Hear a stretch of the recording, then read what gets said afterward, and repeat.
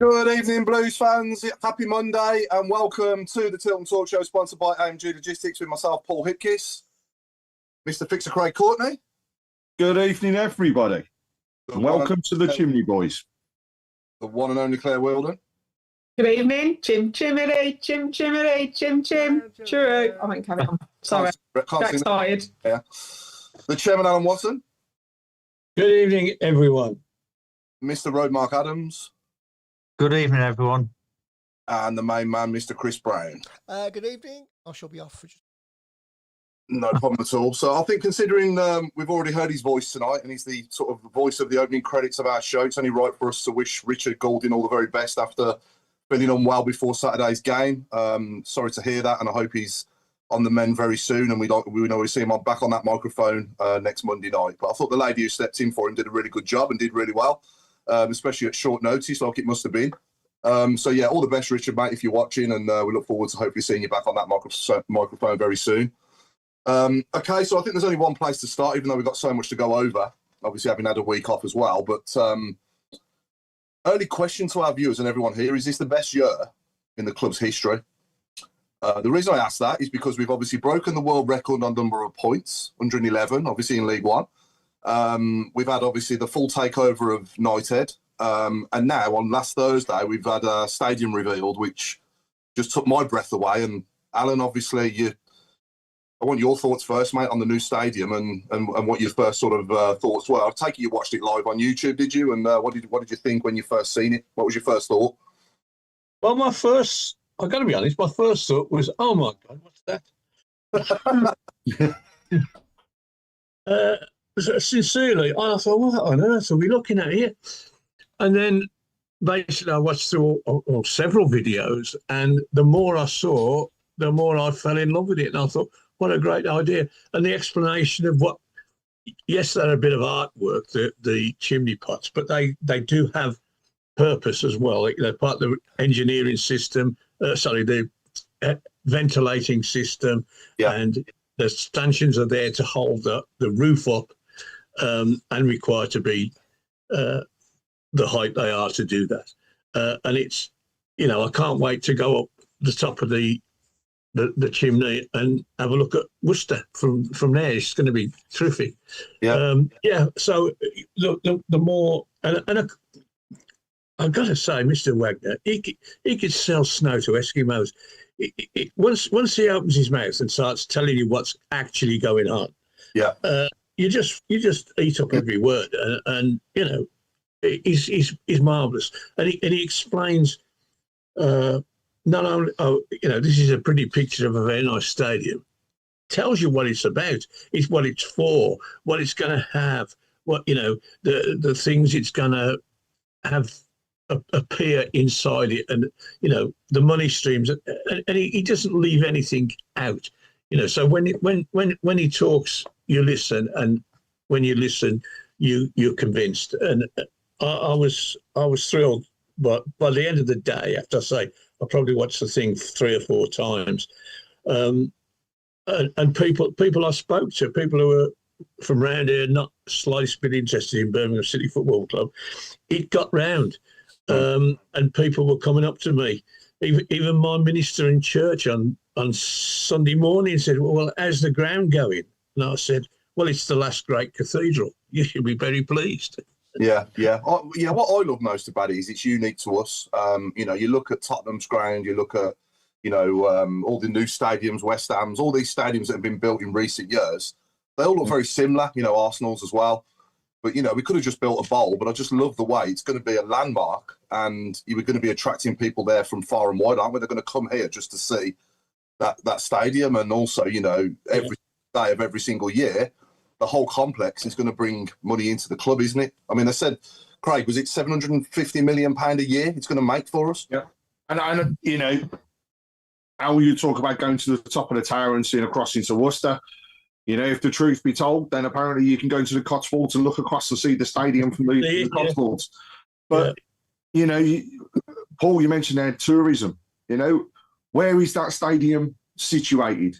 Right on the flight path of Birmingham Airport. Yeah. So every single time something comes in over Birmingham, That's the first thing you're going to see. And if you think about not just the expansion that we've seen so far, but what are planned for Birmingham Airport, then it's only, for me, is going to increase the footfall in there even more. So, you know, we've already got stuff coming in from Dubai, and you get the A380 flying over. So you're going to have hundreds and hundreds of people looking over going, wow. Yeah. And you're going to have them coming in from the States doing exactly the same thing. And what's going to come?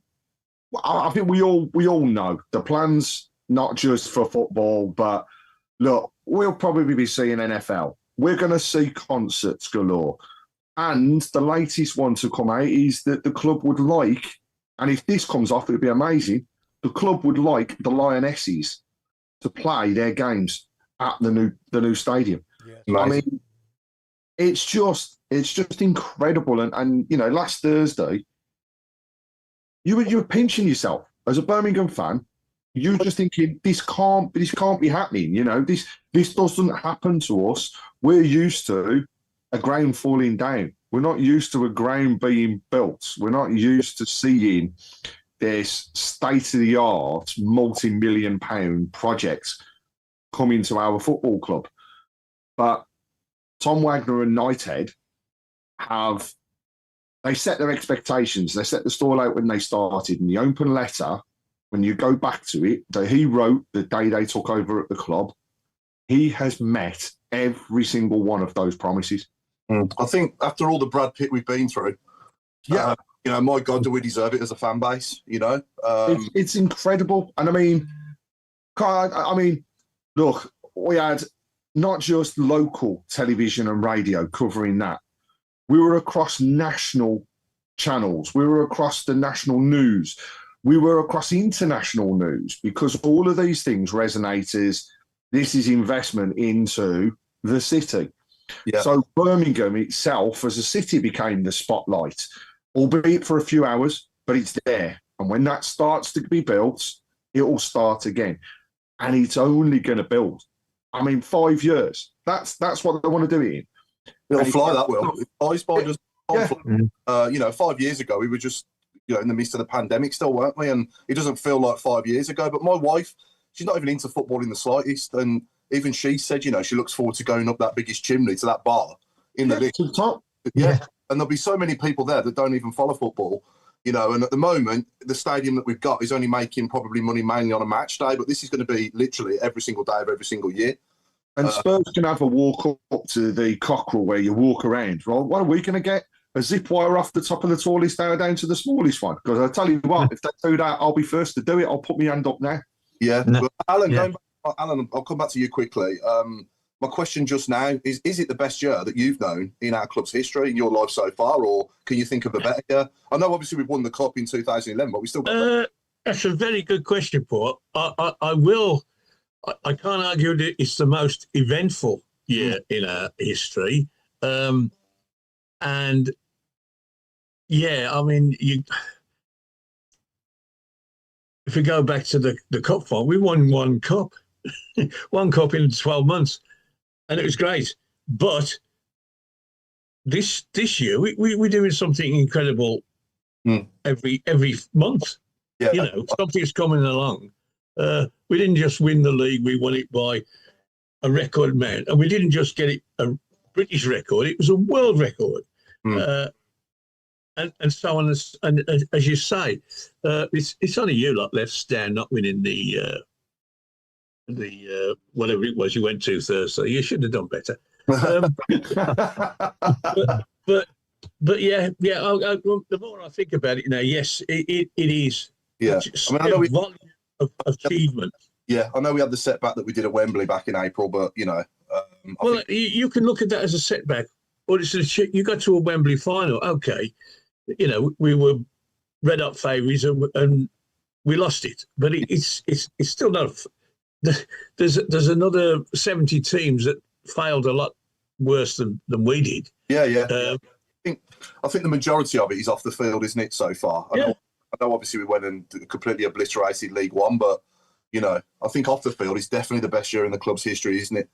You know, there's no comparison. Every day gets better, though. I mean, you know, that expectation leading up to last Thursday was, right, you know, let's face it, as adults, we were all like kids on Christmas Eve. Yeah. Because it's that, oh, what's going to come? What we're going to get? And then there's that little bit of heightened area at the time. It's dulled off. We've gone to the game, 150th, we'll come on to it, but the expectation was up there again. Yeah. Died off. What's next? You know, and as fans, God, that's what we're now beginning to ask. What's next? I think, again, never had that.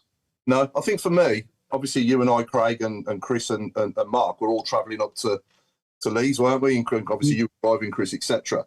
But my first thoughts when I first saw the stadium was a similar kind of feeling to when we won the Cup, when we beat Arsenal at Wembley. It was kind of like a bit of a numb feeling, thinking, is this really happening? You know what I mean? Is this really us here? I don't know about you, Rob. Was you similar? Yeah, I mean, like I said, we said in the car, literally our jaws hit the floor, and Chris nearly swerved off the road. Yeah. But yeah, it was like almost like we've won more than a cup. We've won a whole, just amazing. It's just absolutely amazing. I mean, I didn't know what to expect, and when that came out, it's just wow. You can't put it into words. I mean, we couldn't start looking at pictures and doing screenshots and just messaging people, and it was absolutely amazing to see that. I can't wait to see it up and running. I can't wait to be there in the flesh. Yeah. Like I say, I mean, just everything about it, the stuff that's going on around it, the infrastructure, it's just absolutely first class. And yeah, it's ours. I just can't believe it. Sounds cheesy, but it's ours. It's you know, it'd be like going to Wembley every week. Unbelievable. It's going to be it's unbelievable. What a board, what a set of owners we've got. Best in our history. It's incredible. And we went up to the awards, and we that's the first thing Martin Tyler said from ITV. He said there's good owners in the game and there's really good owners, and he said new lot, you know. He said Trevor Francis, bless him, because they were good friends. He said he'd be looking down so excited and so proud. But yeah, I mean, I think the whole football world and the whole global audience have seen that and thought, wow. And it's like we said before, even if you're not into football, if you come to Browne, you're going to want to go, and have a look at the stadium, no matter who you are. You got Wembley's arch. You got Wembley's arch, and you're going to have Birmingham's chimneys, aren't you? Yeah. You know, and the funniest thing of all, Paul, wherever them lot down the road sit, they'll always be in our shadow, literally. Well, I think if you're sitting at the top of the Trinity Road stand behind the goal, right at the back, be able to see our stadium over the top of it, and that's wonderful. Yeah. But anyway, Claire, give me your first thoughts, Claire, when you saw the stadium. I take it was your mum driving to Leeds? Yeah, so I was supposed to drive on the way there, but because we were running late, I was like, I need to see it. I've got to admit, when I first saw it, I thought, what is that? Because it's not like anything you've ever seen, because, you know, we've seen all the AI. Yeah. And then once I heard everything about it, you kind of realise it's us, and it's us in a nutshell. And I quite like the iconicness and the uniqueness, and, you know, like I've heard so much about them down the road, and it's just jealousy, because they would love to be in our situation. Yeah. Yes, we're in the Championship at the moment and all of this, but we would have been the same to them. Do you know what I mean? And I think they are worried. I think a lot of people are worried. I mean, there's been Liverpool fans saying those Blues fans can't have a bigger stadium than us, and it's only like a few hundred. Yeah. But you can see everybody's going, hold on a minute. But the fact that Jude Bellingham was on the thing as well, and his face, 5 years' time, he's going to be 27, 28. 28, yeah. All I'm going to say is watch this space, because I can see it now. A lot will depend on where we are at the time. Where we are, yeah. If we're in the Premier League playing, I can see him coming back. But I like it. I like it different. I think, you know, when you hear about why it's brick and why it's the chimneys and how it's going to help the ground and everything, you just look at it in awe. I mean, those architects know what they're talking about. I would love to see what the other designs were. Yeah. I would love to know the difference. Yeah. Like we were saying on Thursday, weren't we, about like, I wonder what they must have, you know, been very much of a muchness. But I like it. I like the fact that, you know, with the Wembley, you know just from a picture without even seeing it. You just got the arch and that. It's Wembley. We've got the towers, and it's like you can make that into T-shirts, anything that can be. I can't wait. I can't wait for the one day. I really hope that we get to go in, choose where we want to sit. And, you know, I mean, I feel sorry for those that are sitting on the main stand roof who won't be able to actually be there, but they'll be coming over and they'll be sitting right at the top watching from above. Yeah. Because it's all those people that won't ever get the chance, it's making me well, but won't ever get the chance to see it, that should be seeing it. So, you know, and the fact that we're going to take our bricks with us, we're going to take so much of St Andrews with us. It will be that last game at St Andrews is going to be an emotional one, and then the first one I think will be an emotional one, and we've got to create our new history now. And I think, Paul, to be fair, I mean, winning the cup was against the odds, I've got to admit, but then we went down. I do think it's been one of the best seasons in our history, but there's more to come, and I can't wait. Only the beginning, isn't it? Yeah, can't wait. Early comment here from Kim Upton. It's a good point. You know, it doesn't matter how grand the stadium is, we need to have the team playing that will do it justice, and that's absolutely right. You know, we've got 5 years to build that team. I think the way we're going, when you look at now the team that we have, you know, in comparison to what we had last season, in my opinion, again, it's almost, well, now, the 11 that we've got now is almost twice as good if we can keep them all fit. The only problem we've got sometimes is that if we do lose one or two players, the players coming into the team aren't quite as good as the ones that are out there. But, you know, we've still got a good, strong squad, and we can still put on, you know, good performances and get good results. But yeah, it's an interesting question, isn't it, whether it's the best year or not in the club's history. But I think I just want to go around the room now, and everyone watching, I just want everyone's rating out of 10 on the new stadium. I'm going to start us off with 10. I absolutely love it. So, Chris? Yep, 10, definitely. Where? 10. Rob? 10. Craig? Definitely 10. I'm just going to be completely different to everybody else and say 12, because it's going to be a point for each. Can't argue with you. Alan? Yeah, 10. Yeah. And yes, we'll have you out there. Put your scores in the shape boxes, please, and let us know what your rating out of 10 is for the new stadium, please. Tony Sills just added a comment, actually, and I think this is fair to say, because I've seen this picture as well. Yeah, but somebody put on there the stadium without the towers, and it looked plain and boring. Yes, that was any other one. It just looks like a bowl, you know. And yeah, absolutely. And that's what I love the most about it. But anyway, moving on. We'll be joined by Richard Wilford, by the way, from Radio WM from 7 p.m. onwards. So Richard will be with us from 7 p.m. But let's move on to the game, Claire, Saturday. I mean, wow, the way we started that game was just scary, wasn't it? The way we were playing Norwich off the park, the interplay, the one touch, and particularly that second goal, Stano's header, was just, the build-up to that goal was first class, wasn't it? Yeah, I mean, against Norwich, I've got family there, so get in. We were really happy with that. Yeah, I think it's clicking, finally. I think we've got our best team out there that are fit at the moment. I mean, Duck and Newman and Doyle, they're the main three that have really changed this team around. The spine of the team is fantastic. Massively. I know I've said a few weeks that I don't think Tamari Gray's played very well, but it was his best game. I heard his interview and he said he actually felt more sharp than he has. And to be fair, you can see that as well.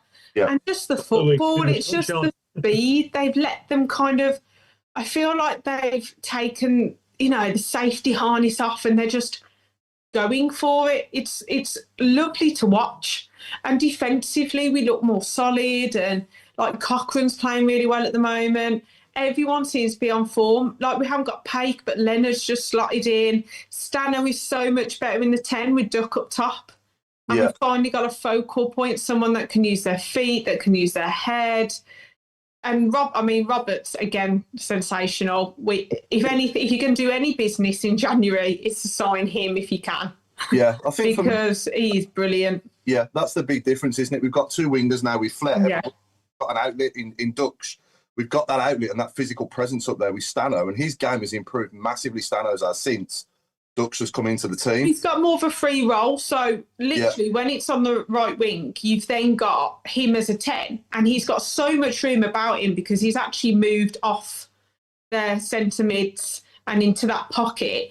Then he launched the attack. Then you got Dimmy on the left who's found pace and actually runs at players and cuts inside. And they've got someone in the box to aim for. And I mean, the 2 goals, both of them scored twice, and they were brilliant goals as well. And we could have won it by more, to be honest. Yeah. It could have been a rout. I mean, I was worried to see Chris naked again, but like literally, it could have happened. And it was good because then what's good is you can then take them off and get ready for the baggies on Wednesday. So, Clara was solid. I was really happy with the whole performance. I thought, and I didn't think that they were great either. But no. It was great. I think as well, that sort of those players you've mentioned there, Neumann coming back in the team, Doyle and Dux have made more difference than anybody, haven't they? Really, that's a massive difference to what we were doing before. But I think another big thing as well is we have given up a bit of possession, haven't we? We're not having like over 70% possession in games and a couple of shots on target. Now we're actually like letting the opposition have the ball. We're winning it back, and that gives us then the space in behind them to catch them on the counter, isn't it? And that's, I think, the biggest thing that Chris Davies has changed in our game from now probably to what it was earlier in the season. Do you agree with that, Al? Absolutely, yes. Because we still have the slow build-up from time to time, but it's if you let the opposition have the ball and take it off them in midfield or just outside the box, you can then play as quick as you like. You can bang, and the opposition are running away from you, not standing looking at you. And you're right. I fancied a real drubbing. 3-0 at half time. So can we get another 3? 3-1 at half time, and we only got 1. But what about Iwata's shot that hit the post? I mean, I thought from where I was absolutely stunning. If that had gone in, I mean, you'd have been 5 and it'd been great. We ain't scored a 5 for a couple of years, I asked on Saturday, when was the last time and have we ever had 3 home games on the bounce where we have scored 4 goals in each? Yes, we have. 1945. I was there. Well, we did win the I think league it was that year. 4-2, 5-2, and 8-0 or something like that. Someone put it on X because I was looking for that question, and someone put it on. I always thought you was Benjamin Button, right? Yeah, no, it's exciting, isn't it? I don't want to really touch up on any negatives tonight, but I've got the goalkeeper, Allsop or Beadle. Beadle. I thought Beadle came out for crosses and he made some good saves. I couldn't fault him on Saturday. He made 2. He did twice. Did things which you went, oh dear, but he got away with it. One when he came out and punched it, or twice when he came out and punched it when he should have caught it, and the first one went straight back to the opposition. The other one went out for a corner, and he got away with it. But do we think he was at fault for the goal? Could he not Remember, he's wet though. Well, yes. Union. But if I said that to you about your man in goal for England, palming the ball out to people all the time, they say, "Oh no, that was a great save." So, you can't have it both ways, Paul. I've got to say, I think Beadle he's growing more and more into that goalkeeping position. I think he is. Yeah, I'm not saying baby steps every game. He's 21. Getting better. 21.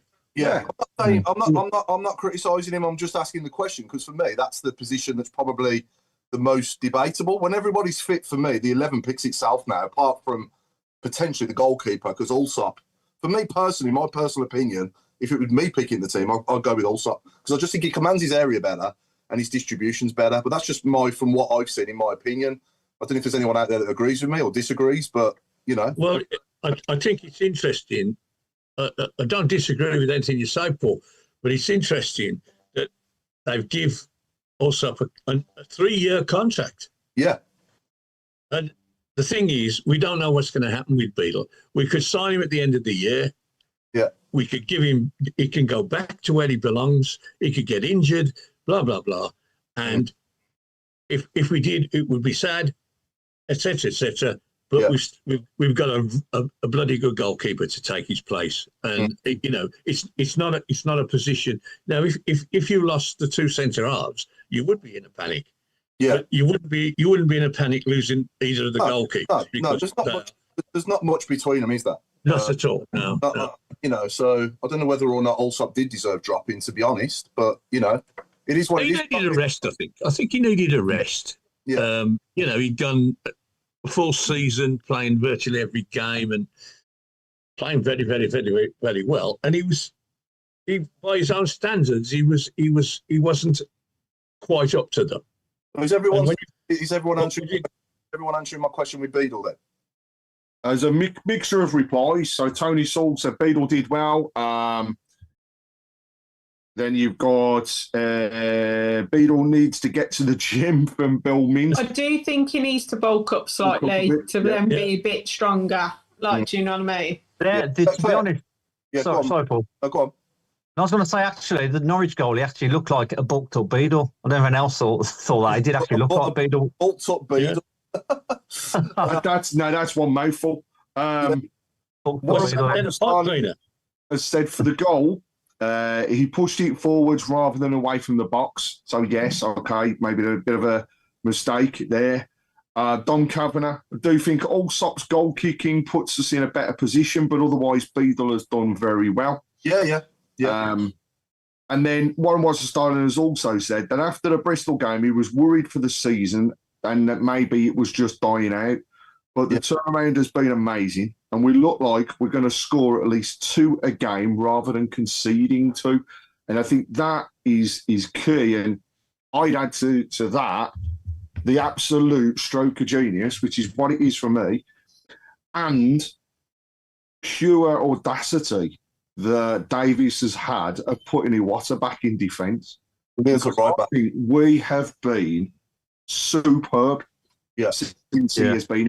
Because it allows us to have an attacking prowess more from the defence, but also he can still pick out a ball.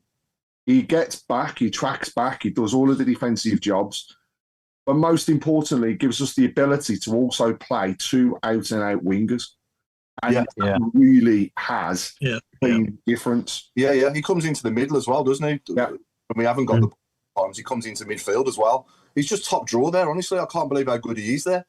People were going mad. Better there than he was in midfield. Going mad. What's he doing? He's playing him in defence. He actually played in that position, and Al, correct me if I'm wrong here, but I believe he played in that position for Celtic. And did well when he was there. So Davies had an idea that he could do it, and I just think he's just completely coming to his own. And actually, are we seeing a better Iwata for what's happened at the moment? We are.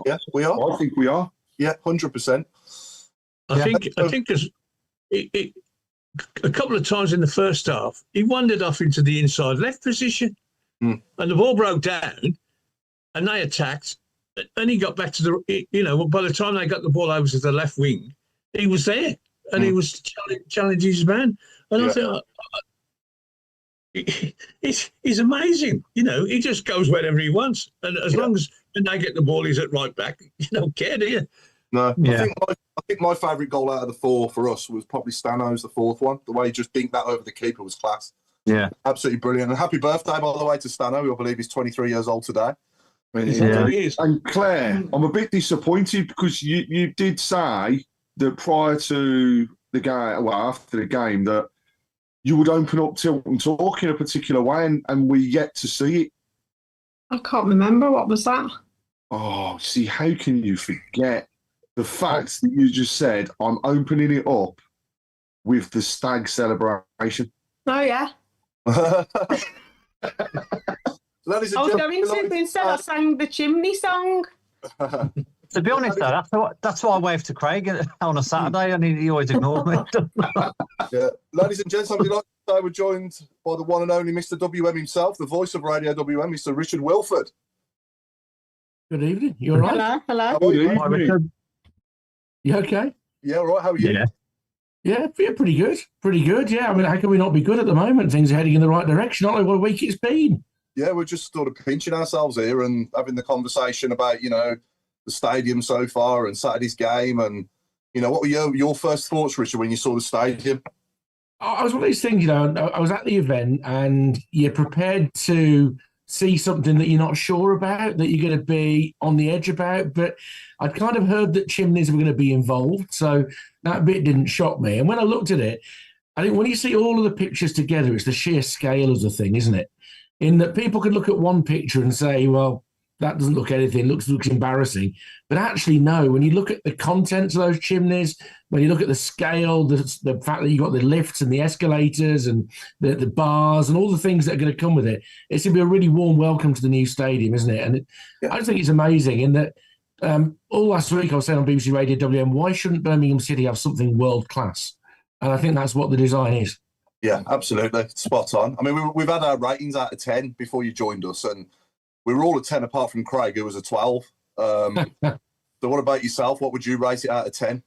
Well, as long as they deliver a better press box than the one that I've been used to for the last 30 years, which I think it's fair to say is a very low bar, then I think it's got to be a 10. I mean, it really has. If they deliver on those plans and the inside of the ground looks extraordinary, then I think it's going to be something very, very special. Yeah. Where are you sat in the main stand usually? In the press box, I guess, is it, yeah? In the press box, which, has been changed slightly over the course of the 30 years I've been doing it, but rarely for the better. And it's something the club are very conscious of, in truth. But I can't complain. I'm getting to watch the football. So Richard, do you still have to pee in a trough? Like, I sit in the main stand, I still have to pee in a trough. Do you? It's not a trough, but there is one loo for the entire congregation of media, which can get a little bit packed at half time when you haven't got long. I knew it. Was you at the game on Saturday, I presume, Richard, as well?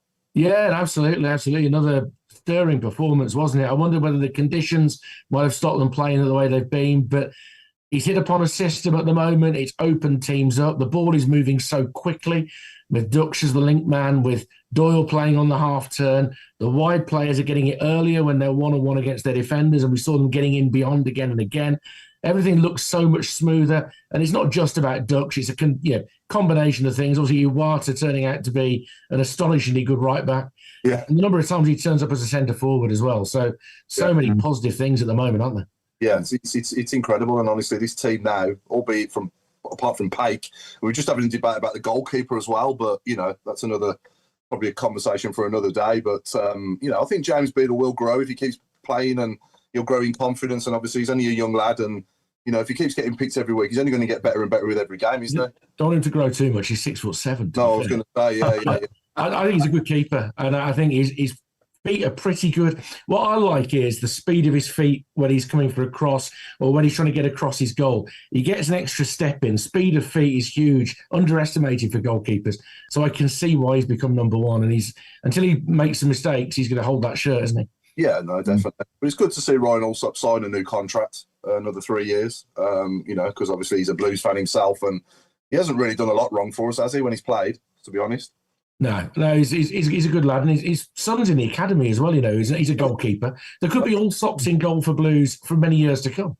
Oh, that's great. That's good to Yeah. So tell us what got you into media then, Richard. Go back to the very beginning and how it all began for you. Well, it began in my mate's back garden when I was about 6, if I'm honest, in that he wanted to play football and I wanted to describe what we were doing. So people who lived in our neighbourhood were used to hearing my voice for years and years and years. His mum, many years later, said, "I'm glad that we gave you your professional training." So it started there. My mum was working for the Post and Mail in sort of secretarial jobs, so I got involved a little bit with the sport there when I was a teenager. And then I was convinced by George Gavin, who was doing the announcing of basketball at the Birmingham Bullets. He said he knew I wanted to be a sports journalist. He said, "You'd realise you've got to use your voice." So I said, okay. And then he was my sponsor when I applied to go onto a broadcast journalism course after I'd done my degree. So he was really, really helpful from that point of view, very, very encouraging. And I've managed to get away with it for more than 30 years now, which is not a bad effort, really. Yeah, I mean, it doesn't feel that long, though, does it? Do you know what? No, generally it doesn't. It doesn't, because I still love it. And then, this weekend I've done 2 football commentaries. That's great. I've gone up and down the motorway. It doesn't bother me. Usually you've got some good company along the way. Most ex-pros can tell you some good stories, many of which will never find their way onto a radio or a podcast. It's brilliant. It's a privilege. And as long as you never forget that, every match you're at, even if it's 0-0 and it's raining and you've travelled a long way, sound pleased to be there. That's the rule. Yeah. What's the funniest experience you've ever had, as in media? Would you say at a football match? Look, I had a match. I've been all sorts of weird and woody things that have happened outside of matches. I remember interviewing Kevin Francis at Wast Hills one day, and Ricky Otto decided to come outside fully naked to wave everything that the Lord had given him at us. I don't know why he chose to do that, but there we go. I remember doing a live piece on the radio at another stadium not far away from Blues. I better not mention it on this podcast. They signed a player. They signed Alan Wright. I had to do a live piece into the news, standing on a toilet in the director's lounge because it was the only place I could get a signal, and slipping right at the very end. And just as they took me off air, flushing the toilet by mistake. These are the things that happen. Yeah. Yeah. It's all part of the fun and games, I guess. Yeah. So moving on to obviously back onto Saturday's game. Sorry, what did we think of the new Bow and Bell Brummy as well? Claire, give us your thoughts. Give us your rating out of 10 on those as well. Why not? It's still not the same as the old one, but so much less tanned and less Botox. So we'll take that. I think their entrance was unique. Yeah. So I'd give them a solid 8.5. Yeah. The main thing that came back was the shed, which we've been practicing. But they did miss a trick. We should have had some chimneys on the edge of the shed. Right. Yeah. Yes. And I'm disappointed that we didn't boom it as well when it came on the pitch, because that's what we used to do. I know. I think everyone was just in awe that the shed was back. Yeah. To be honest, I'd love to know what's happened to it. All our fans were starstruck when it came on the pitch. Yeah, I think I was. I was like, oh, finally, it's back. I was in tears. Rogue's now got it in his back garden. Rogue, what's your Bow and Bell Brummy rating? I thought they looked. I'm a bit worried. I don't think they're eating well, so I'm going to give them 7. Craig? It was nice to see a bulldog back on the pitch. He's all I can say. I guess 7, but for me, I know it's our kit now that they wear, but I'd love nothing more to see them in the penguin strip when they come on the pitch. So that would be my only change. But no, good for the kids, great intro, and well, hopefully we'll see a bit more of them now as well. Yeah, no, definitely. Alan? Couldn't see him, mate. Too much smoke. Richard? Well, it's not very well Craig saying they should be wearing the penguin kit when he's not wearing the penguin kit at the moment. So that makes you a hypocrite to start off. And it's never going to be as intimidating as when Bo used to come from the corner of the ground. Was it when the Tampere was on? And he used to sprint all the way to the opposition goal, to the home goal at the Tilton end. And even watching him, your thighs were burning, thinking, how on earth is he managing to do that in that costume? So we need to get back to that. We need them to be those gymnasts, those athletes that kind of intimidate the opposition. They certainly intimidated me, but they were pretty good, weren't they? Yeah, they need that iconic run back when he was running to the thing. We've got to get that started again. Anyway, are you rebranding now because of the new stadium, by the way? Because I've been sort of coming up with some ideas of what you should do. So I've settled in the end that you're going to have to now, forthcoming, every episode needs to be chimney chat. Did that Tilton talk? That kind of work, wouldn't it? I was toying with steeple people, and I'm thinking probably or the Powerhouse Pod. But I think the best one's chimney chat. Do you like Powerhouse Pod? That's not about club in Digbeth. I like the Powerhouse Pod. What do you think, Chris? Can't hear you, mate. New microphone, and he's broke it already. Oh yeah. No, one job. Can you hear me? Oh, hello, Chris. Hey, you're back. Yeah. I'll have a think on that. Going back to the Bell and Bow, I'm just happy that they don't look like those dolls that popped up behind Del Boy's sofa on anymore. So yeah. Yeah. We got any good questions coming in for Richard early doors, or any other comments on what we discussed so far? There's one question that came up. Richard, do you prefer the cricket commentary or the football commentary? Which is your favourite to do? Oh, they're totally different, aren't they? In that, they're just the style. The cricket's a lot more chatty, and it's a long day, and it's a great sport, and I love it. But nothing gets the passion going quite like a football commentary and those moments when a goal is scored, and the chance to crack out double ducks the first time he scores, first match he scores. Anything like that. I think football just has those moments where you're up off your seat and loving it. So for me, it has to be football's the number one. Yeah. Excellent. Yeah. Okay. Richard, are you still doing the cricket? Yeah. You are? Yeah, I wouldn't want to stop doing that as well. I see they've rebranded back to Warwickshire Bears for T20 today, which makes a bit of sense. But yeah, I wouldn't want to miss it. And so many Blues fans go down to the T20 as well. I always think Warwickshire are much more of a Blues club than they are the other ones.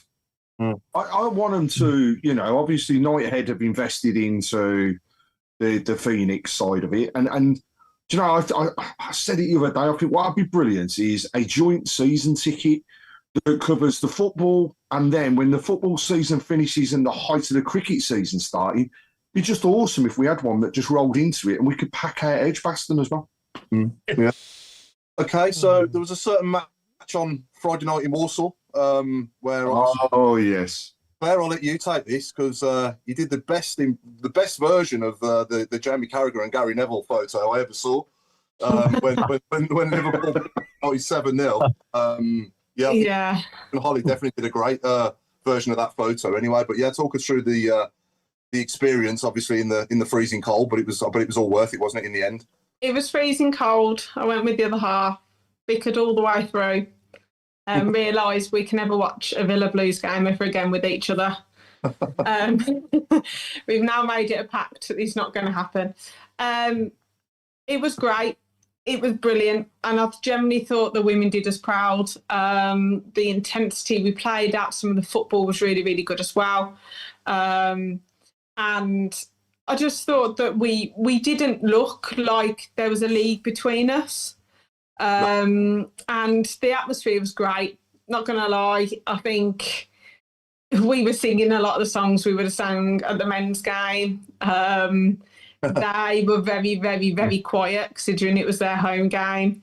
And there's a bit of banter going to and from. Obviously, we scored the 2 goals and we looked on top. And then all of a sudden, I think it was their right centre-back, all of a sudden she did a Dion Dublin on the Bobby Savage. I couldn't see it from where I was because I was on the edge and literally headbutted, and I was like, oh, this is interesting. But then we kind of, I do like Amy, but I do think some of the subs are a bit questionable at times. We could have gone on to that game, we could have beaten them 4-0. They had their chances and our goalkeeper was brilliant. Considering she's second choice. But to me, I just thought that, Crossweight came off and I was like, we could have carried on the momentum of going. And then all of a sudden, it was 2-2. So all of a sudden, certain people next to me were getting a little bit, it's 2-2. And when it went 3-2, I could have just called into a corner. The defense, we weren't there. I don't know what happened. Really bad defending. And then when Louis, who's mine and my mum's favourite player, scored in the 91st minute, the whole literally Blues end erupted. And it's just a shame really because we could have carried on in the competition, but we're beating them on penalties was a bit sweet as well. So. But it was a good game, and to be fair, the atmosphere was good. It's a shame it wasn't at their place because I think we would have taken more on a Sunday because unfortunately they changed it. But it made you think, actually, we could go up, and if we went up, we could actually compete at that level. I think we would need a few more players just to tweak it a bit, but the intensity's there. We just need to, it's like the men's, isn't it? Don't just be happy with 2-0. Can you get a third? And if you get a third, then you can then make the changes. But yeah, it was a good game. Can I ask you a question? I got and you suddenly made me realise what it was. When they made the substitutions, their physicality overtook us, I thought. Yeah. You know, they got some bigger physical players than we had. When we were playing, when it was a football match for the first hour, we played them off the park, but then it became a bit of a trial of strength, and we wilted a bit at the back, especially. We couldn't get the ball away, and that's how they were picking the ball up on their own edge of our penalty area, and that's how the 3 goals came. But fair play to them, they stuck at it. You know, they still lasted the 90 minutes, but for that period when the changes were made, I'm looking at it was almost like watching a men's game, where you look at Premier League sides and they are massive. You know, they got massive people in them and strength and pace, and the other team. Then you said it. Then the other team showed a bit of that during that period where they came back. I thought. What did you think? Yeah, I thought their wing. They brought on, I think, number 23. She was quite good, and I think that their subs made them better and ours weakened ours slightly. Thought G was brilliant for us. I thought she ran the show first half, but I think we went too back. I think we were like, right, we're 2-0 up.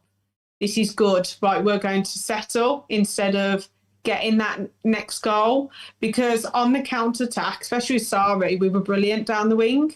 But the thing is that when you, like Martha Harris is a brilliant footballer, but as a centre half up against some of theirs, she's tiny, isn't she? So I think it's having that physicality. And I agree with you. I think that they brought on physicality while we brought on, oh, we'll be fine, we're just going to settle for this. But we should have made, it was so close in the first half. I mean, they could have been 3-0 up and then we took our chances, but then the intensity lessened and then they went back into it. But I mean, if you said 3-3 at the start of the game, I would have taken that and then win on penalties. But when you're 2-0 up. Yeah. But yeah, I thought it was a good game, and it was good for women's football, because I actually thought it had a bit of bite about it. Like, you could tell it was a derby, you can tell it meant something as well. Question to everyone here and all our viewers again.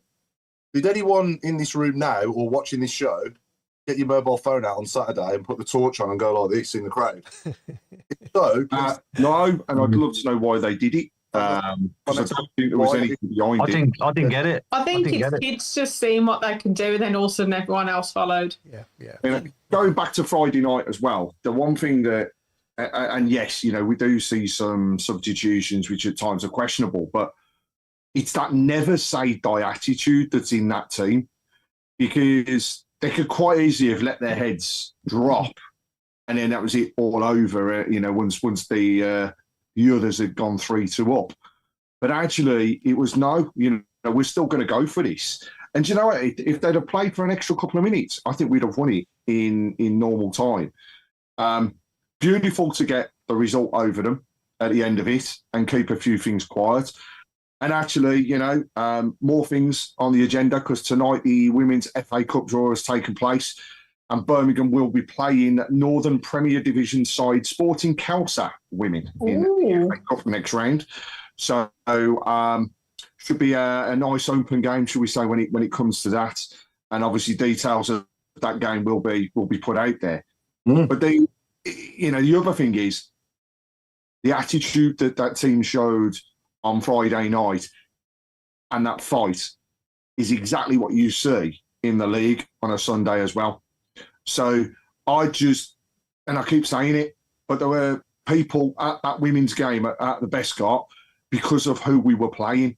Right? We need to see those people at St Andrews United Park backing the ladies on a Sunday afternoon at 2:00. It doesn't cost a lot. And we've got some great games and important games coming up as we lead up to the festive break. In fact, you know, just before Christmas, the 21st of December, it's a big game just before we break up for the festive period. So come down, support the ladies. Yes, it's top 2 being promoted, potentially 3 with that playoff game, but we're not wanting second spot. We want to be the champions. We want to be lifting the trophy at the end of the season. And the more people that get down there to support them, the better it is. And look at the last game, 5-2 drubbing at home. And, you know, and what I will say is there was the reported abuse of players from the opposition, which simply is not acceptable, no matter whether it is a man's game, a kid's game, a women's game. It's simply not acceptable. So those people, you know, if they're found and it is proven, I don't think we'll see them in St Andrews at Knighthead Park again. And even if it's not caught out, please don't come back. Please don't do it. We don't need it. It's a family occasion. And you know what? You spoil it for the kids and the families that are going down for the first time. And on that game as well, we managed as an OSC to make the day of 10 fans. And I had the privilege of arranging for them to be flag bearers as the ladies came onto the pitch. So that whole experience of being the flag bearers, being on the pitch, are things that these kids have never done before. So it just all helps to build the future of our football club, and that's what it is. The kids are our future. So in terms of the ladies, please come down, watch out for details of the games, come and support them. Let's get behind them and let's help Amy and the team get themselves back to where they should be in that Women's Super League. Mm-hmm. Richard, quick question back to you, mate. Who's the most difficult person you've ever interviewed, would you say, in the last 30 years? Oh, I mean, there are a few. There are some which just aren't very talkative, to be fair. I mean, it's quite disappointing at the moment because Marvin Dux won't speak to us because he's concerned about his English. And yeah, I spoke to him without recording at the weekend, and he was very talkative. I mean, I'm quite consistent on this. I was at a meeting of the ex-service people at the community hub a few weeks ago, and they asked a similar question. And it is on the other side of the fence. When David O'Leary was the manager of that particular club, he was a horrible person to interview and not easy to deal with. He'd walk away from you even answering the first question. If you got to a second question, then he'd kind of be very reluctant to say anything, and eventually he'd disappear back into his room and he had no chance. And I've never understood that at all. I think, you know, local media, we're never trying to stitch people up. In fact, it's much better for us when things are going well. Yeah. It's great when things are going well because we don't get stick then.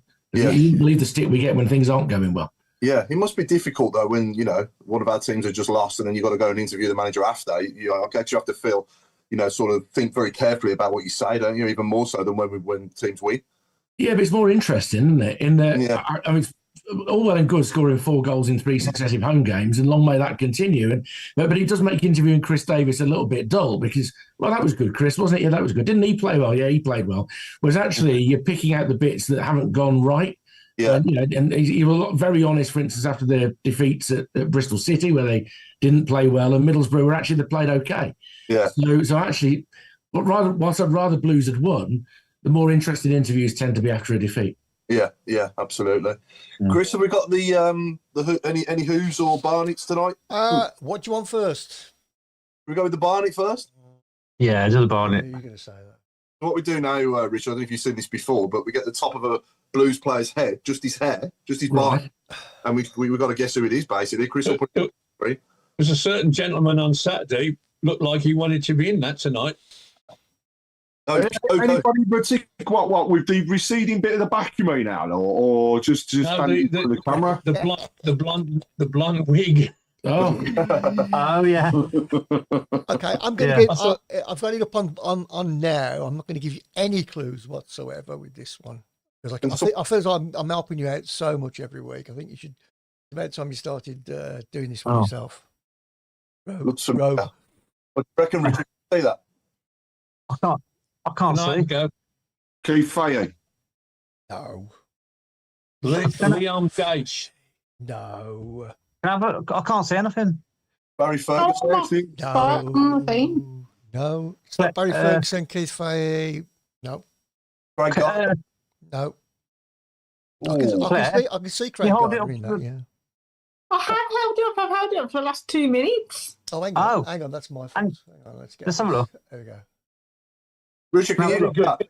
I can only see it on that phone. That's interesting. Wow. Ferguson. No, not Damien Johnson. Fahey. Nope. Damien Johnson? No. It's not a younger Dukey, is it? No. Oh, this is going to be a good one. Oh, it's going to be a good one. I can just feel this going on and on and on. Robert Test. No. No. Ricky Otto. No. Last Damian Johnson we've got in the chat. No. Mark McElroy's gone for Damian Johnson. No. Nor Jordan Much. Mark Futrell said John Bass. No, not John Bass. No. Not Benno. Chris Holland. No. Oh, that's a good shout That's there. a good one. Yeah, I can see that. Yeah. No, sorry, Jeff Kenner, no. Pete Taylor, Jordan Much. That's a good effort. Billick. No. We'd be here all night, Richard. I say there's some of these ones. A young Dan Carter. Ooh, no. It's not Marcus Painter either. John Bass. Granger. Guys, Hughes has said, is it David Dunn? No. That's a good effort as well. Yeah, Gaz Palmer, I'm not too sure whether it is Tebley or not. No. Noel Blake. No. Jeff Kenner. Ooh, no. Tony Hay. Lee. No. Do we even have a hint at what position? No. I mean, it's a goalkeeper or something. Okay, I'll give you the first letter of his first name. S. Scott Dan. Gleeson. No. Steve Castle. No. What did you say, Claire? Gleeson. No. Stan Lazaridis. No. I know I can't remember his name. Simon Charlton. You don't know who it is then? No. I do. I could paint his picture. It's not John Terrell. No, The next part of the game. Alan's got to draw the picture and we've all got to guess it. My computer, I can't even see anything now. My computer's Stephen Clements has been on the message board. No. Stuart Parnaby. Well done, that. Wow. Well done, mate. Oh, I thought that was a hard one. Wow. We got the full picture. Come on, Chris, show us the full picture. Always better when the I best will do. There we go. It's boring when we get it. Yeah, well done. Stuart Parnaby. Stuart Parnaby, excellent. That's a good Yeah. He was a good little And player. that wasn't what I was thinking of. No, I didn't think it was. What was you thinking of? I can't remember the bloke, the midfield player we had off Spurs. Played in Anderson. midfield. Huh? Anderson. No, before him. Clements. Yeah. Clements. No. Bentley. Oh, this is another quiz question now. What's Alan talking about? What's own meaning? I saw Stuart Parnaby. He played when we had the collar shirts. That could be. Oh, anything. Vinny Samways. Vinny Samways, that's what I was thinking of. I saw Stuart. I don't know. There's more than you than meets the eye. I saw Stuart Parnaby in the Alton Tavern eating the carvery once. There you go. Okay. Yeah. I've got his shorts. Yeah, nothing else. No, seriously, I've got his shorts from it's a long story. Anyway, moving on. Just so everybody's aware, the FA Cup draw third round is at home against Sporting Kelsa and will take place on Sunday the 14th of December. So a couple of weeks in advance, but obviously as well just before Christmas. So keep out for details and they will be announced by the club shortly. Okay. They're a local team, aren't they?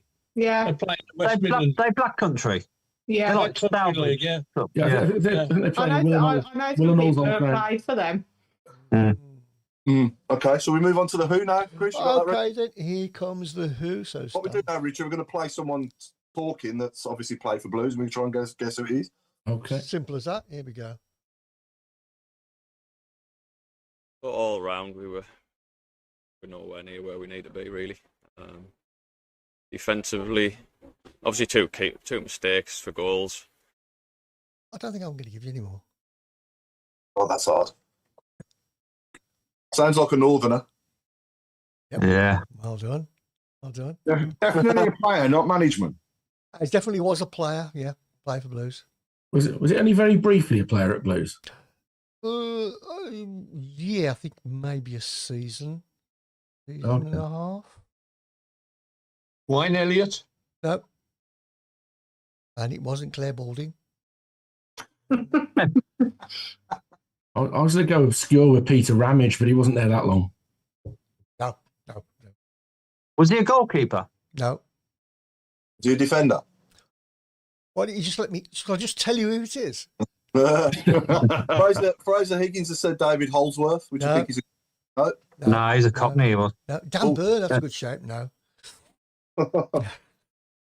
Not Jonathan Grounds either. Mark Roberts.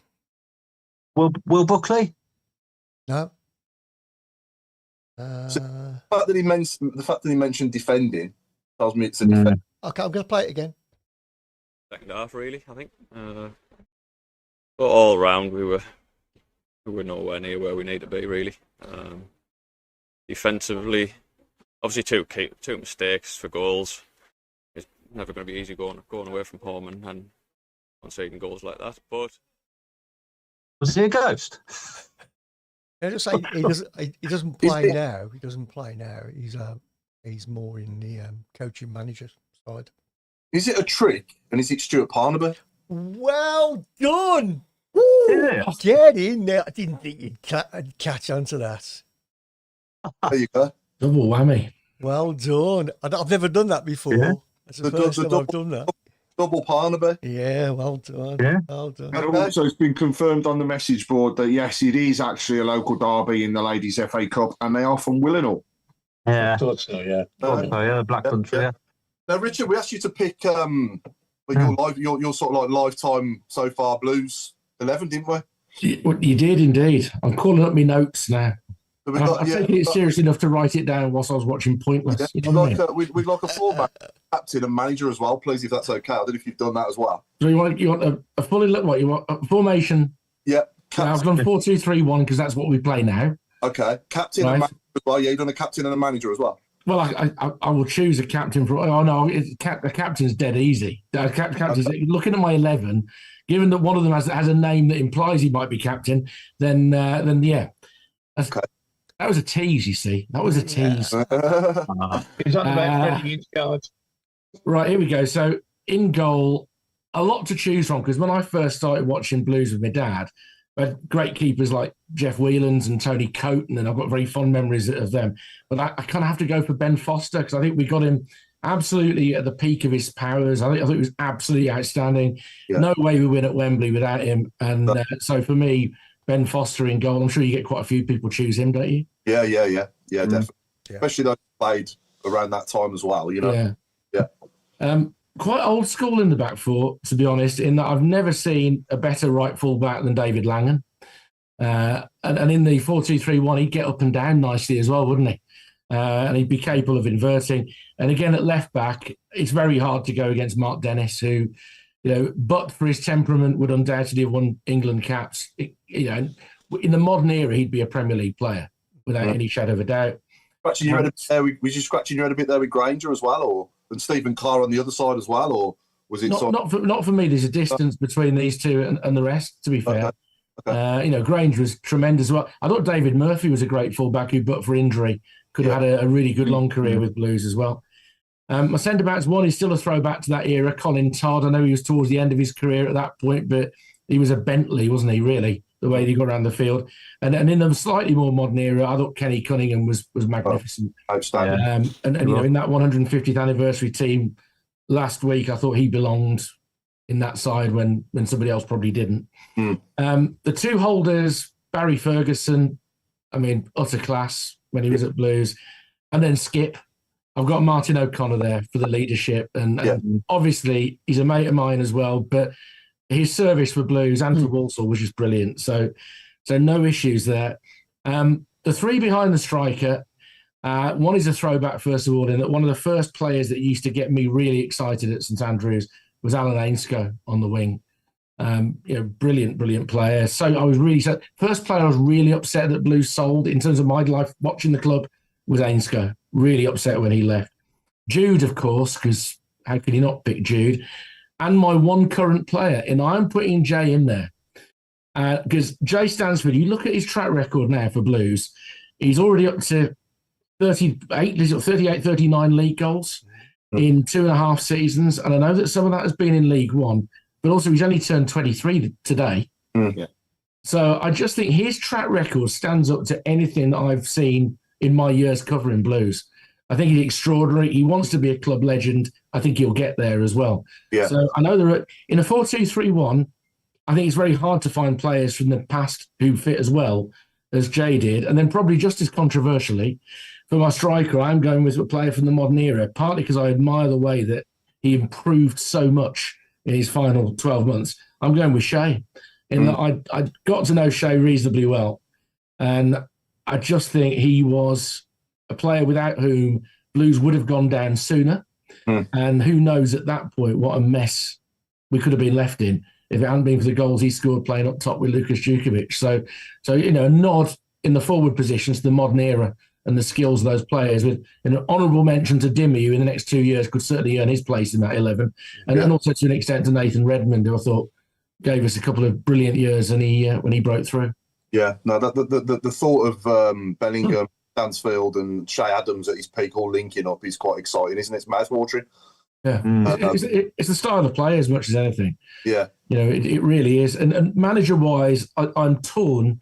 I'm torn between the great time that Trevor gave us as manager, it was never dull, and the current manager, who, if people stop trying to judge him too quickly and stop trying to overachieve this season, they'll realise that we've got a guy, and I said it at Baines's, and I know Claire was there when we did the BBC Radio WM Forum, he has the capability to be the man that takes Blues back to the Premier League. Definitely. If we're just patient and let him continue to evolve, and we've seen the signs in the last month, if you give him time, he will work out the solutions to the problems that you've got at the moment on the pitch. Yeah, definitely. Yeah, he's definitely showing all the ingredients, isn't it, to be a top manager? Yeah. I mean,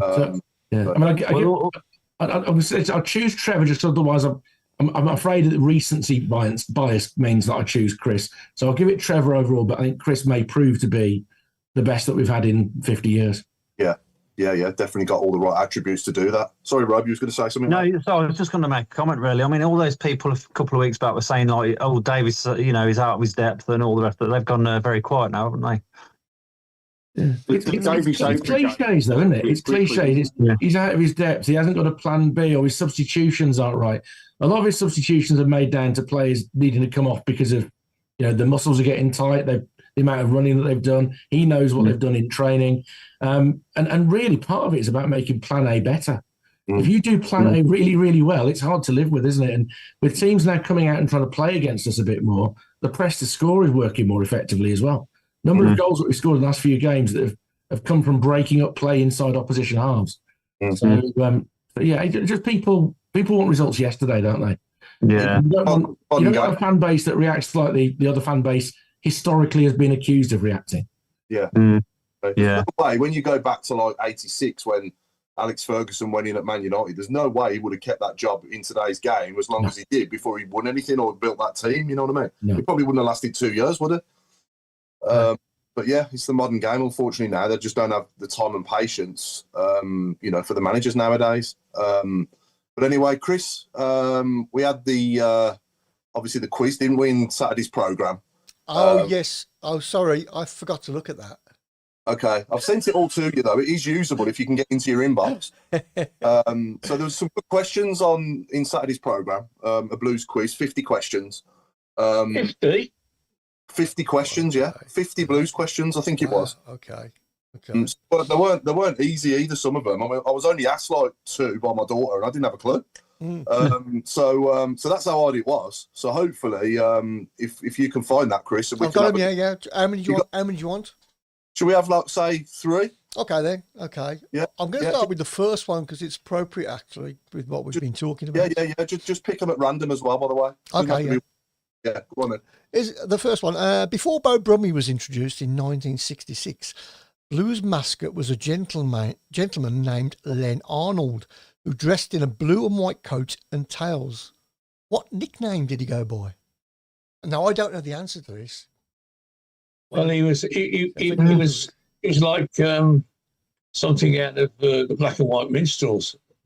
Wasn't it? I don't know what he was called.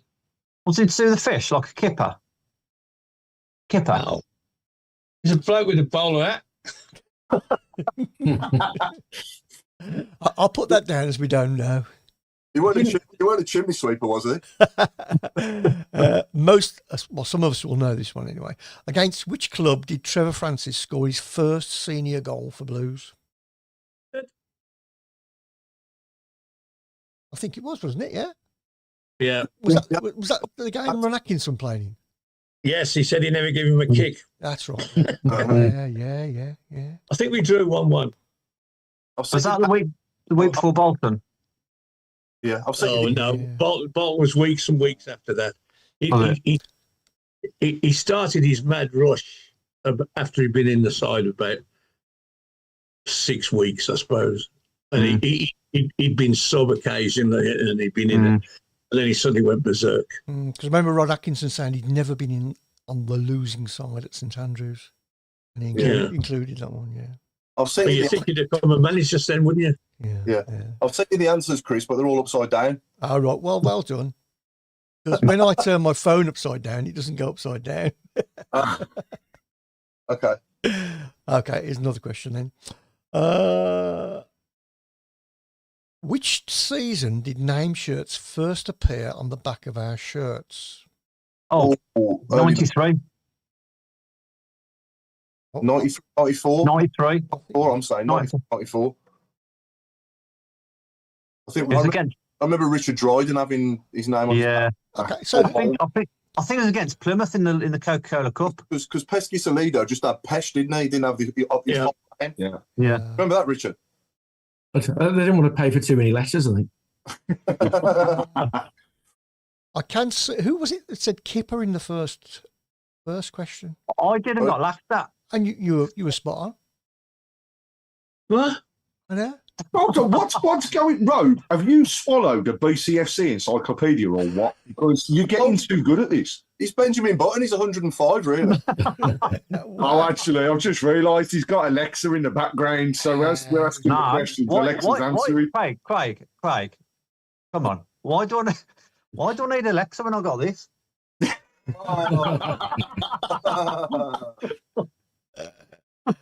I'm gonna double check now on number 19. Right, so okay. So what did we say for Road? We don't. Okay. So it was 93, 94 was the name. Yeah, no, seriously, I do remember that because the first game was against Plymouth in the cup, in the Coca-Cola Cup. We won 3-0. Okay. We have one. Let's have one more.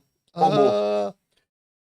Which final took place at St Andrews on the 29th of May, 1987?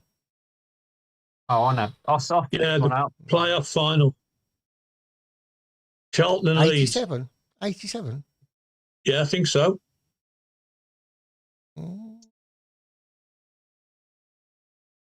You're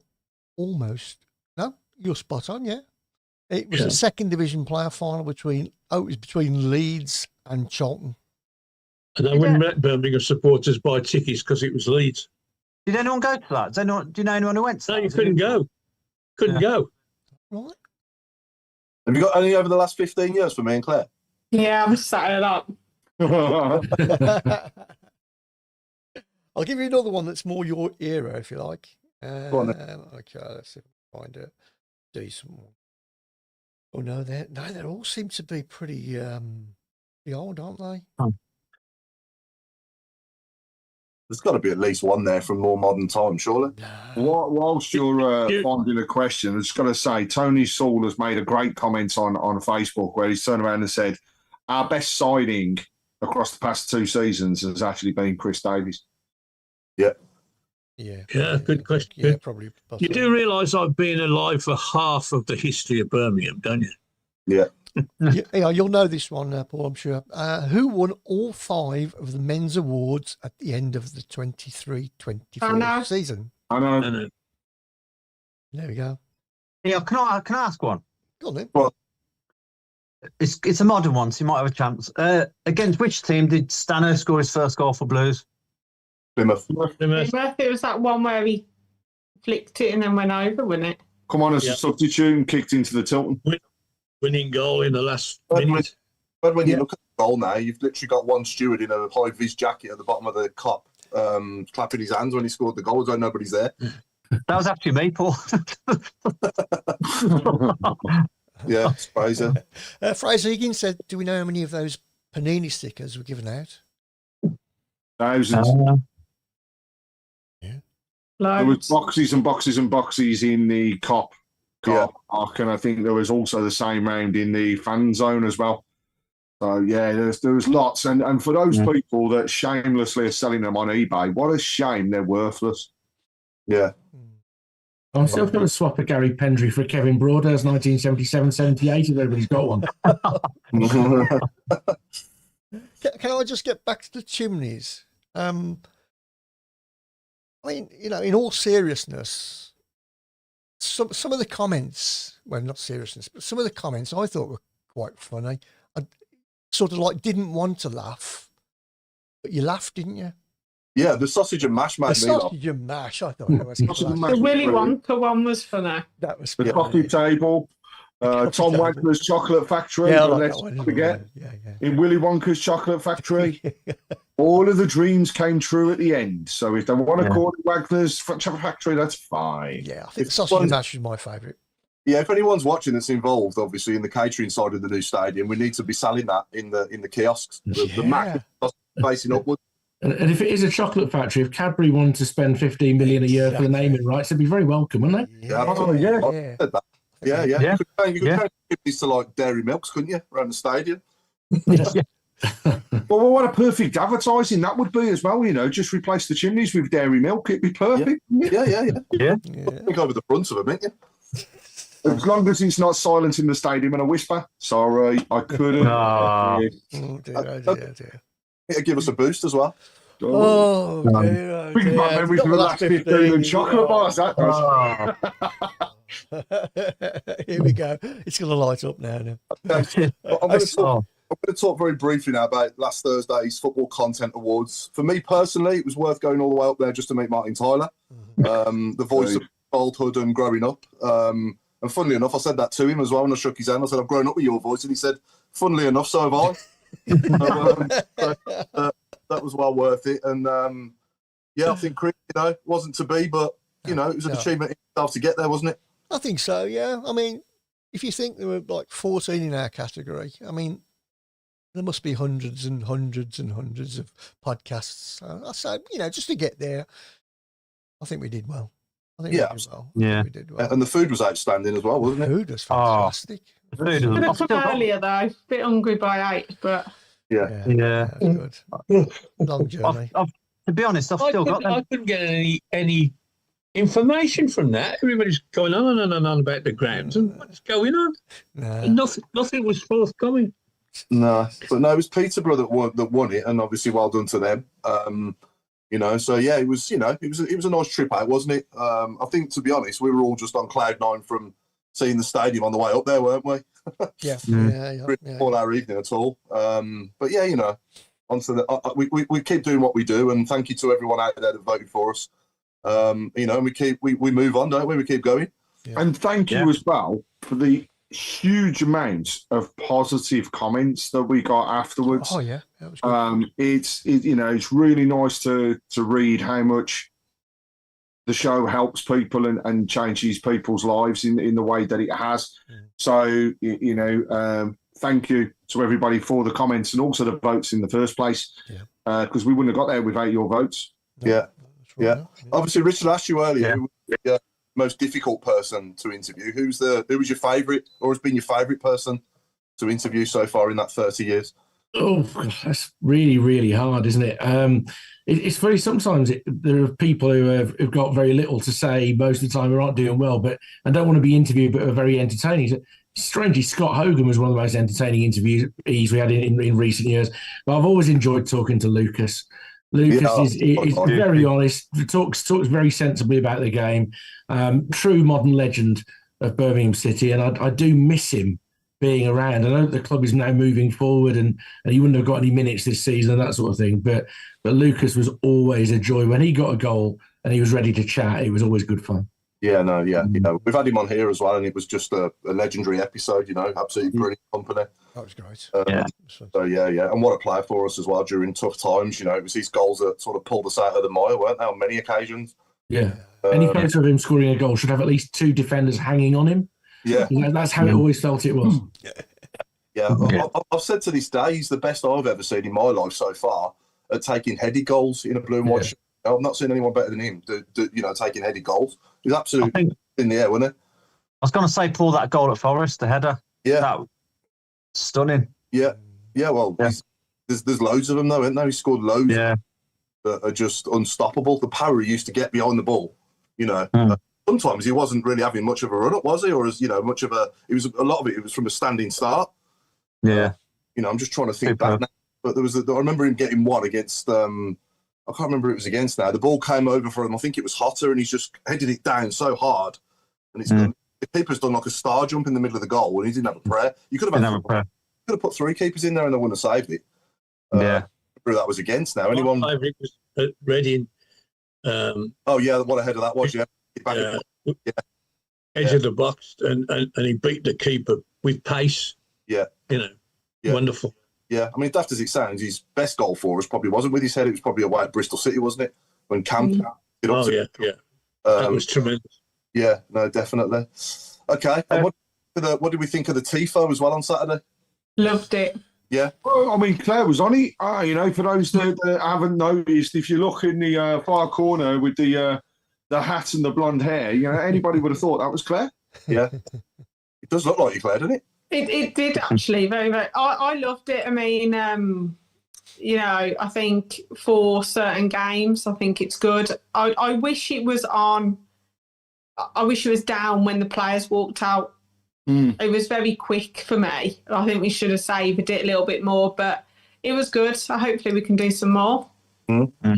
Yeah. I mean, we're good with some players on as well, wouldn't it? And I think that there's loads of ideas. If people have got ideas, send them to the club because they're always thinking of them. The Crystal Palace one was unique. It was, anything that's got a meaning behind it or something like that. I'm sure the club would love to know. Yeah. I thought the screen was faulty on the Tilton to start with because there was big lines down it. Did anyone else think that? I thought the screen was faulty. I couldn't hear anything anyway. Couldn't hear any of the old players talking or anything. I couldn't hear Jude at all. No, it was great to see the force back as well, wasn't it? Yeah, he's a legend. Yeah. I deliberately got there early just so I could meet him, to be fair. What did you say to him, Rob? He tried to steal his shirt and his scarf. I just said, why can't you wallet there? No. I just wanted to literally, just say it's just been a pleasure watching you over the years. It's fantastic. And just before I was escorted off, he gave me the signed photo. Honestly, I was like a lot of people were just like, as soon as he appeared, it's like the Pied Piper, and everyone just followed him no, lovely bloke. Really had, nice little chat with him. It was nice to meet someone like that. I mean, fair play to Blues for getting someone like that, And of course, Barry Bridges was there as well on that side. I think was it Jono and Gary Kendry on the other side. Yeah. No, he's got a good catalogue of goals as well, hasn't he, for Sal? Thinking back now of his top sort of 3 goals for us, it's hard to do it, isn't it, really? Is my mind playing tricks on me? But when we had Force on loan, he actually outscored Drogba. Possibly, he got 17 Premier League goals. That's what I'm just thinking. I'm sure he outscored him. Possibly, yeah. No, he was a great player, wasn't he? Doing back then as well, Richard, when he was playing for us? Yeah, no, he was. I mean, for me, his finishes were always tend to be across the keeper, is the way I remember him. Low across the keeper. He was quite a high percentage finisher, wasn't he? Yeah. He kind of knew the spot to go, knew where he's going to get the best chance of beating the keeper. But he just handled himself with class when he was at Blues as well. And he did again on Saturday. I mean, he was meeting so many people, had time for everybody, didn't he? Yeah. It'd be good to have him around again. Yeah, no, he was sat just down from me, and obviously the padded seats just behind Tom Wagner. And every time a goal went in, he was really celebrating like one of us. It was great to see. He was up clapping and going mad, which was great, like we all were. So yeah. Right, we're into the last 5 minutes. This time's flown by, hasn't it? So shall we have predictions for Wednesday? And also, obviously, we won't have a show next week, will we? Because we've got Watford at home Monday night. So thank you, Scott. We'll be back after tonight on Monday, the 8th of December. But yeah, so let's start with West Brom. I'll do my two first, then I'll hand it round. So I think at West Brom we'll win 2-1, and I think at home to Watford we will win 2-0. Claire? I've got to admit, Paul, they were what I was going to say. I think we've got a chance against the Baggies. I mean, hopefully we can have another. Remember Hogan scoring? Hopefully we can have that again. But last time it wasn't great. But yeah, I think we've got a good chance. But I think we go into it with a bit of confidence as well. We need to start going our way. Our home form's brilliant. It's the away form that we need to start really changing if we're going to be challenging. So I agree with you. 2-1, 2-0. Cool. Chris? I'm going to go 2-2-1s. Okay. Yeah. Richard? Time to get the first goal away from home, isn't it? We go habit of conceding first. So I'm going to 2-0 win at the Hawthorns. And I reckon we can do 4 again on Monday. But I'm saying it slightly, but I think we can do 4 again. That'd be nice. Wow. I assume you'll be there at both games? Oh, yeah. Yeah. Good stuff. Alan? I'll go 2-0. And I'd just like to thank Sky again for putting the game on Monday night. So that's another. I'm averaging 1 game a month at the moment. It's, we all know the reasons why, and it annoys me. Just annoys me. Move back up here, mate. Huh? Just move back up here. Yeah. Well, Robe's got spare room. Robe's always free. If I ever move back, I've got my flat picked out in Solihull, which is about 2 minutes from the station, so I can get there. Yeah, beautiful area, Al. You're more than welcome. Come on, join us. Yeah, he lives in the posh area, the posh bit of Solihull. He does, Craig. Yeah. Craig, your predictions, Craig? 2-0 Wednesday night. I agree with Wilf. I think we could do another 4. I really do. I think we're just on fire at home, and it'll be nice to do it in front of the Sky cameras as well. Yeah. Do we know when Pake's back at all, Richard? Any idea when he's going to be available? He was going to start to do some contact training, I think, over the next few days. They'll be very careful with him. You're probably looking at another 3 weeks. He's the optimistic estimate. The danger is if it goes out again. Yeah. If it goes out again, then you're looking at months. So, but they're pleased with how it's going. Good. That's good. I mean, Mark Leonard hasn't done anything wrong. He played really well on Saturday. Yeah, he did. But yeah, Pake has been, since he's had Tommy Doyle next to him, I just think Pake has been next level, hasn't he? Yeah, he has. But I mean, Doyle's improvement has come because he's worked out what he's going to do off the ball. And now that Chris Davies can trust him to do that, we see his ability to move the ball quickly, as I was saying earlier. And that's what's sprung them going forward. It really has. Yeah, no, absolutely. I thought Doyle had his best game on Saturday. Yeah. By a mile. Yeah, he was outstanding, wasn't he? Absolutely. A mile. Yeah. I mean, he's a Prem player, and you can see that. Yeah. He has got what it takes to play in the Premier League. He has played in the Premier League, hasn't he? So, Is there any chance we might lose him at Christmas because he got... No. No chance. No recall. No recall now. Because I watched the Wolves highlights, admittedly, and you're thinking, how can't he get in that team? But I tell you what, I'd love to be able to sign him permanently in January. Yeah. If there's one signing to go after, it would be, I think, for him. Look, you're looking at the double figures in millions, I think, for him. At least 10 million, at least. So yeah, it'd be a big statement if we can get him permanently, because he's a quality player, really good, so enjoyable to watch as well. So yeah, is that everything, Chris? Is that it? There we go. We're all done. That's a wrap. Okay, so thank you very much, Richard, for your time tonight. It's been much appreciated, mate. You're welcome. We've been the Tilton Talk Show, sponsored by AMG Logistics. It's good night from me, and it's good night from Mark Adams, Mr. Rowe. Good night for me. I reckon we'll beat Albion 2-1, and I reckon we'll beat Watford. I reckon we'll beat Watford 3-0. Okay, I did not come to you. We do try and forget him, Paul. I thought you were doing it on purpose. We really do try and forget him. Have we got the Barnets, Chris?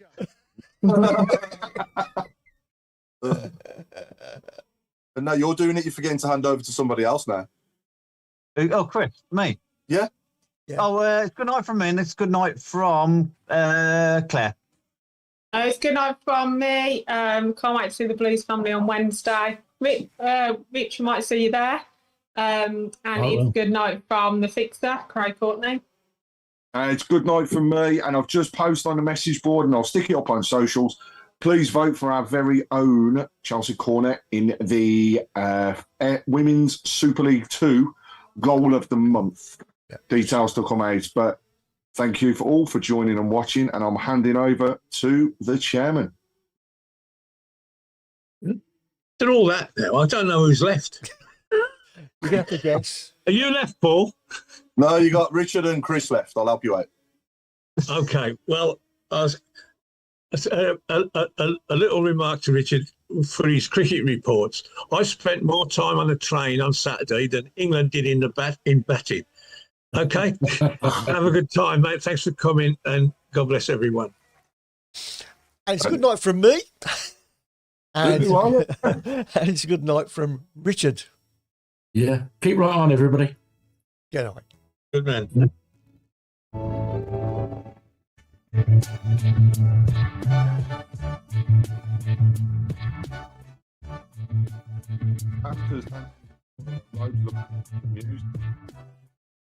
You know the sticker we got? Have you put it in the program yet? And do you do it dead straight? Yeah. Yeah. Yeah, I'm a bit scared to do it because I've got a dry mouth. I'm a bit shaky. Get a ruler. Get a ruler and put it at an angle.